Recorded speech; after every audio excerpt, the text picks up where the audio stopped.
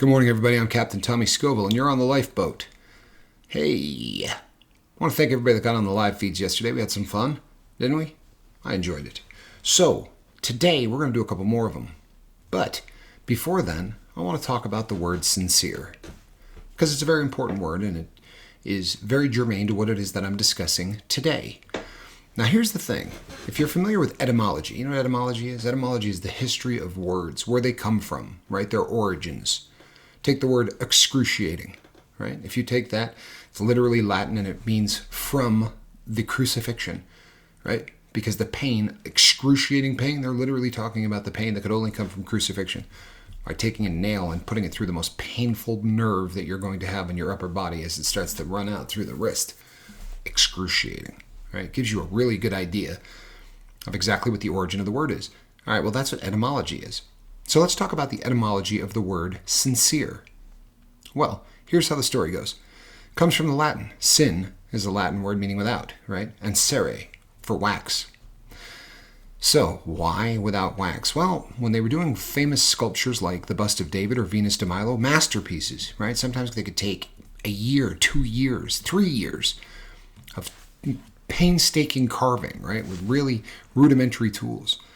But they would carve these masterpieces. Well, what happens if a chip flew out, right? What happens if you didn't do exactly what you wanted? There was a little bit of a cut, or there was a line that you cut in there. I mean, there's no going back over it or fixing it, right? There's no erasing the problem.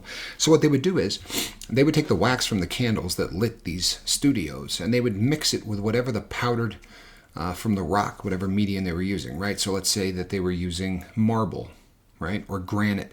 They would mix that powder in with the wax, and then they would mash that into the imperfection, right? And you just grind that in there. And then you take a little oil on a rag and you smooth it out. And from a distance, it looked perfect. This became such an epidemic that they had to hire someone whose job was to go in, before someone were to sell this or buy it, to go in and put their hands on this thing and really go over every square inch of it so that they could then declare the statue or the piece of art sincere, without wax. You understand? Okay, here's the sad part. There's no truth to what I just said. None at all. The origin of the word sincere actually comes from the French. It's got nothing to do with anything that I just said. However, people have been telling that story about the etymology of the word sincere for so long that there are literally millions of people on the planet that believe that that's true.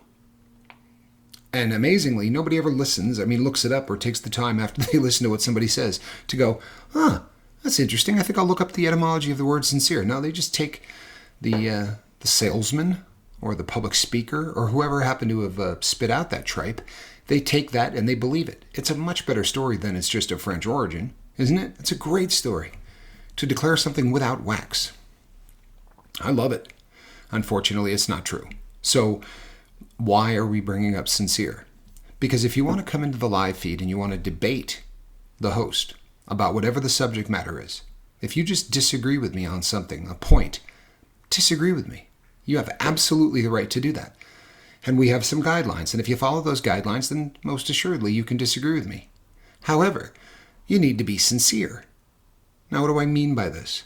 What I mean is, if your account is an hour and a half old, and it doesn't matter what I'm talking about, you're going to disagree with it. Boy, I love chocolate. Well, I don't. Chocolate's awful. Oh, you're right. I know. But I do like meat. No, meat's awful. I like it when the sun shines. I like puppies, kittens, rainbows. I hate all of those. If you got somebody who's just disagreeing with absolutely everything that the host says, makes you wonder, right?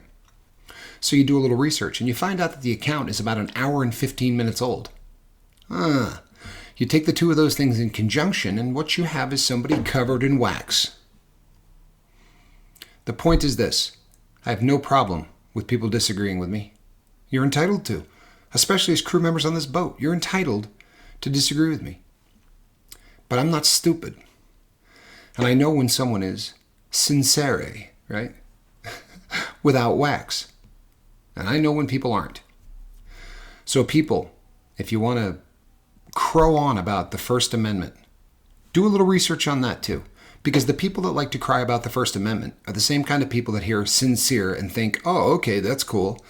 The First Amendment says that the United States of America will not pass a law that does anything to take away your right to free speech. But that doesn't mean you can say whatever you want, whenever you want, and wherever you want. That's not what the First Amendment says. There are places you most assuredly can't do that. For instance, I can't come into your living room and talk about your wife or your daughter. Why not? Free speech. This is America, First Amendment. Because it's your living room, right? I can't go into your house and say whatever I want. You have a right to privacy in your house. Makes sense, right? Okay. Your place of employment. I can't go into your place of employment and just start screaming whatever I want. Well, guess what, folks? This is my place of employment.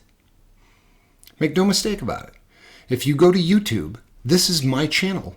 This is registered to me, my channel. YouTube realizes that there are going to be people covered in wax who are going to show up and just disrupt. So they give you some tools to make sure that that doesn't happen. If you exercise those tools, you're not cutting on somebody's free speech. I mean, truthfully, if it's your channel, you can send somebody away because you don't like the name Rob. It's your channel.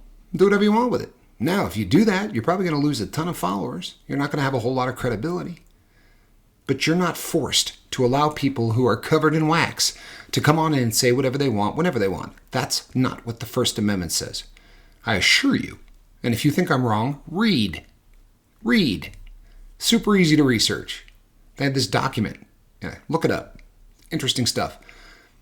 Heady stuff. The First Amendment is live and well. Not on my channel, but the rest of the world, right? Anywhere you want to go in the United States of America, in the public square, you can say whatever you want. You can. You just can't say whatever you want, whenever you want, wherever you want. So, plain and simple, as the owner, captain of this boat, I can get rid of people who I think are not having the best interest of this crew or its captain. If they're not interested in what we're talking about, if they're there to disrupt, they're not sincere. And if you're not sincere, people, then we don't need you on the boat. Some things are going to pop up on the bottom of the screen. One is going to be the lifeboat symbol. Click on it. Then you can click on the bell for notification, and you're not going to miss any of the videos or live streams that we do. On the other side, right over here on the right, or on stage left, you're going to see a bunch of videos, 240-ish. If you go through the titles, you might find something that's going on in your life. Do a little deep dive, right? This is the weekend. Have fun. Watch some videos. At 3 o'clock today, at 2 o'clock today, that would be 2 o'clock today, I am doing a live feed, and there is some stuff that we need to talk about. Well, there's always some stuff we need to talk about. But we're going to talk about it at 2 o'clock, and then the next one will be at 6. So come on in. Bring a friend. And you know what? Leave the wax at home. I'm Captain Tommy Scoville. This is the lifeboat. We'll see you there. And between now and then, people, you know what I want you to do? I want you to try to save somebody. Bye-bye now.